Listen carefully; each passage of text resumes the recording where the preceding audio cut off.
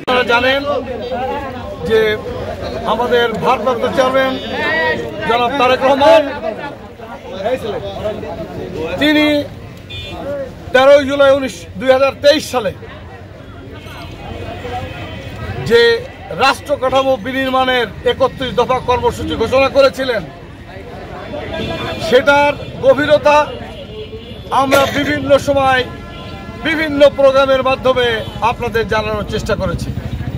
তারপরেও আমরা প্রত্যেকটা মানুষের দ্বারে দ্বারে, আমরা বিভিন্ন হাটে বাজারে দোকানে এবং যেখানেই মানুষের জমায়েত, আমরা সেখানে আমাদের সকল নেতাকর্মীকে এই 31 দফা কর্মসূচি আসলে কি, নতুন রাষ্ট্র বিনির্মাণে এর ভূমিকা কত গুরুত্ব রাখে সেটা বোঝানোর জন্য কিন্তু আমরা আজকেও রাজপথে আছি এবং এই হাটে বাজারে আমরা আজকে আলমখালির বাজারে আপনাদের সামনে আপনারা দেখেছেন, আমরা সমস্ত দোকানে দোকানে গিয়ে মানুষকে বোঝানোর চেষ্টা করেছি এবং এই লিফলেট বিতরণ করলাম।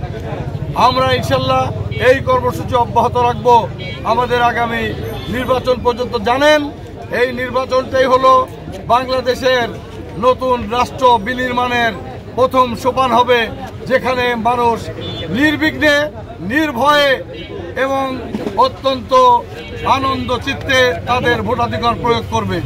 আপনারা জানেন, ইতিমধ্যে অনেক ভোটার পরপর 3 বছর পরপর 3 বার ভোট দিতে পারেন নাই, অর্থাৎ 3টা নির্বাচনে তারা ভোট দিতে পারেন নাই। যারা 18-র পরপরই যারা অলরেডি ভোটার হয়েছিলেন, তারা বুঝতেই পারছেন আজকে তাদের বয়স কত।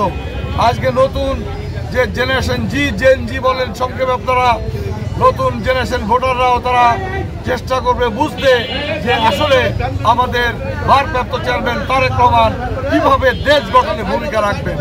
সেই জন্য আপনাদের মাধ্যমে আমি এইটুকু বলতে চাই, ইনশাল্লাহ আগামী দিনে দেশের মানুষ বাংলাদেশ জাতীয়তাবাদী দলের ধানের শীষের প্রতি তাদের অগাধ বিশ্বাস ভালোবাসা দিয়ে ধানের শীষকে 2026 সালের ফেব্রুয়ারির নির্বাচনে ব্যাপক ভোটে জয়যুক্ত করবে।